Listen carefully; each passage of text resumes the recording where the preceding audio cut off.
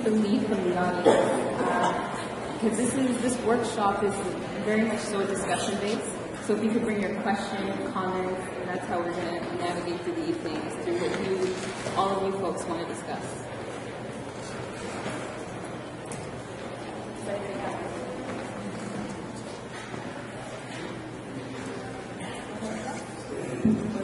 They can just express themselves.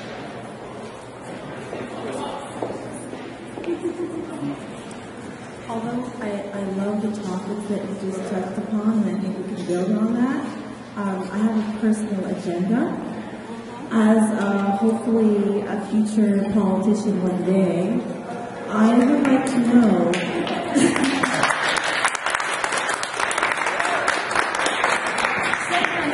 My name is Rachel DeCoste. I ran for a nomination, which is what they call a primary in the States, in Orleans 6 years ago. I lost by 10 votes. And it was a great experience. But something I noticed is that certain communities are harder to engage than others. Some people don't have it in their blood to go vote every election. And as somebody who's done it and won, what advice can you give me and others here who want to see more participation and not less? Just to give you a little bit of numbers, in Canada, our participation at elections is going lower and lower. Every election is kind of sad. And so you've done it, you've won twice. You know, what advice have you, 6 times, I'm sorry. What can you tell us that you were able to do to engage some people who don't feel engaged? What words did you use? What analogies? What did you say to say, you know, I know you haven't voted X amount of times and I know you're frustrated, but this time you should actually show up on November X and vote. What can you say? Okay, for that question, I think voters and non-voters are rational actors.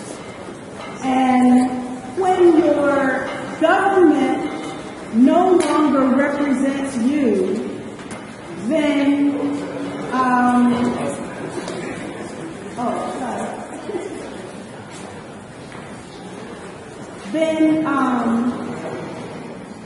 people lose faith in the institution.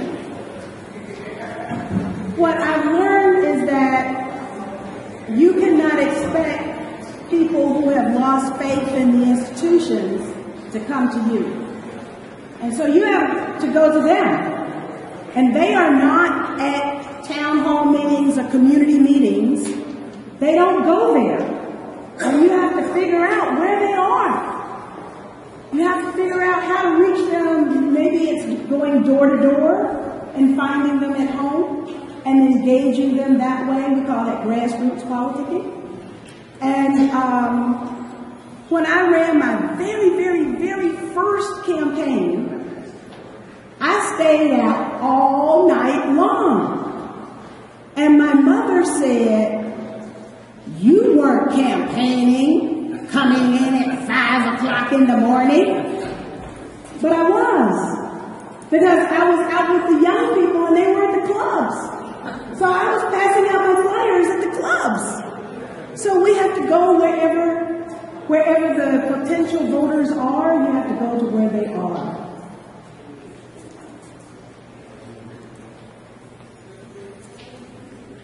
Thank you very much for that. I'm wondering if anybody else has any other questions or comments. Come on, guys, don't be shy. I really hope that you come up and share an experience that you have.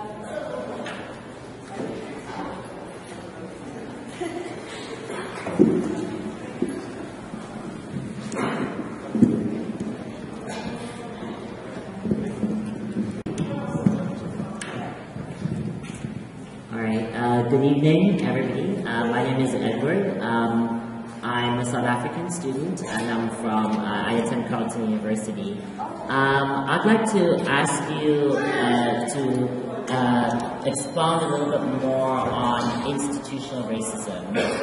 We speak about everyday racism, but there's a form of racism that is very insidious, and sometimes you will have black or racialized people operating within these frameworks that are very, very problematic. The first example that comes to mind are the Academy Awards, for example. And if you think about how racialized or black actors are rewarded or awarded for playing roles that are subordinate or that are, roles that are relegated to the outskirts of society, I think that's very much indicative of the place of where black people and racialized people are situated. So I was wondering if you could speak a little bit more about that, and then perhaps speak about that in relation to President Obama.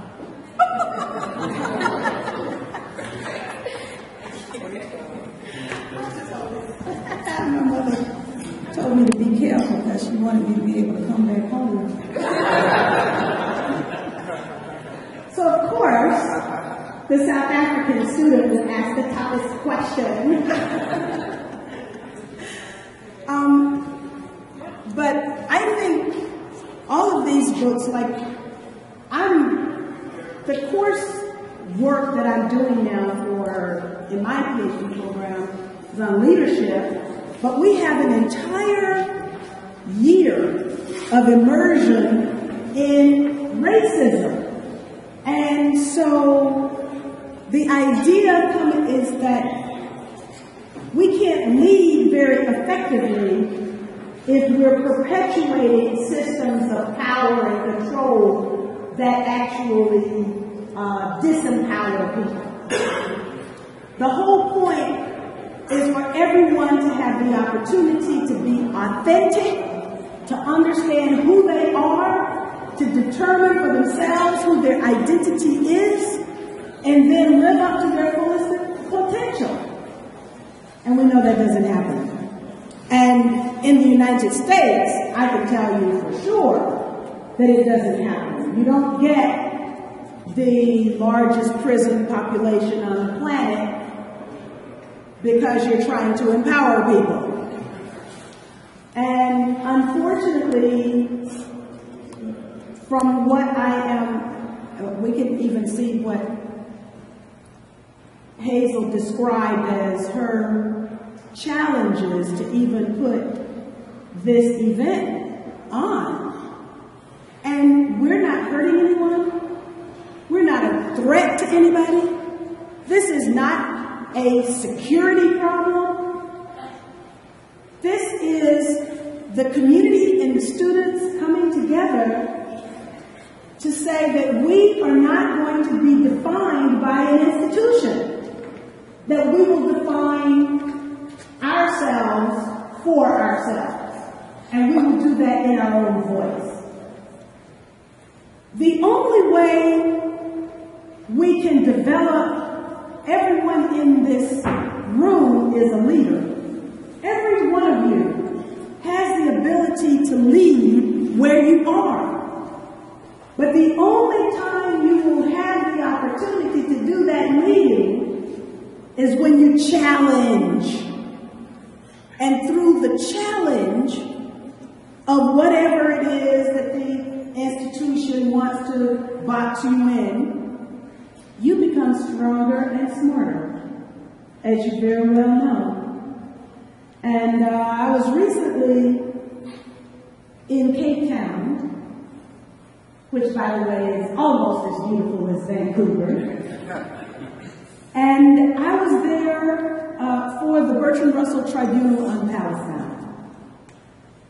And to hear the South Africans talk about apartheid and what they had to endure and yet overcome. And we understand that they still have a long way to go, but that at least that very difficult part is behind them, and they can continue to push stronger. The young people who were in participation at that conference, they really were the organizers, volunteer organizers. Spontaneously at the end of the event, when the findings were presented, broke out into the South African Freedom Song, which I guess is your national anthem. And by the time we left, everyone was crying. It was so moving, so powerful, and so strong. Just being able to make a connection, affirming the dignity of the struggle of people in South Africa with the dignity of the struggle of the people in Palestine. Everywhere we struggle to recognize one's dignity, whether it's right here at the institution, this institution, or on a national level, we win. Resistance to oppression always wins. Is that sufficient?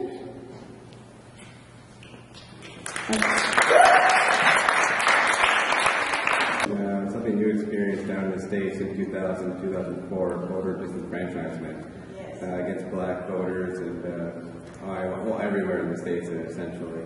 Well, this broke last week that looks like the Harper government made robocalls to Liberal and NDP voters. Essentially, those are a lot of the minority people, and they would never vote for Conservatives, but that happened. So, can you give any tips to the people of Canada about how to fight this sort of voter disenfranchisement, the importance of voters to get out there and vote, take back their power? Because one of the things I do feel about Black history was the fight for the right to vote, and that's something that was ingrained in me at an early age. So I was wondering if you can talk about that, about the fight that Canadians look like they're going to have on their hands right now, and from your personal experience. I'm from the South of the United States, and our history is no secret. And I, as a candidate, have had to deal with efforts to suppress the vote. And so what do you do when there's a segment of people who have power and they don't want another segment of people who do have power, but it is as yet unflexed, to participate in the system so that everyone can benefit from everyone's participation? Now, it seems that if that sort of robocall thing is happening here in Canada, my goodness, somebody is taking excellent notes, but they're learning the wrong lessons. The idea ought to be that Canada is made stronger because everyone in Canada participates in the system, participates in the process, so that representative government is actually representative of the people and not the special interests. We have, I think the number is 300. No, it's not. It's not that. I think it's 57 people gave $350 million in our current campaign. I mean, it's like, you talk about the 99% and the 1%. It's very clear in the way campaigns are financed in the United States. Now, you haven't gone to that extreme. But the very fact that robocalls are going out telling people to go vote here and their actual voting place is someplace else indicates the power of the vote. And so people are powerful. Even in the despair of thinking that they are not powerful, people really are powerful. Because every day you've got the propaganda coming on the television, at least we do. I don't think Canada might be as bad as the United States in terms of media yet. You are. Like I say, you're learning all the wrong lessons. And if you allow these people to privatize your healthcare system, my goodness, I mean, you know, so anyway, I think the message is that we need more candidates like our sister here. We need average ordinary folk to run for office. Average ordinary folk, and we need to do that at every level that exists on the ballot so that there can be a groundswell of community activism, local, all politics is local, to get people excited about the idea that the government they vote for could actually represent them.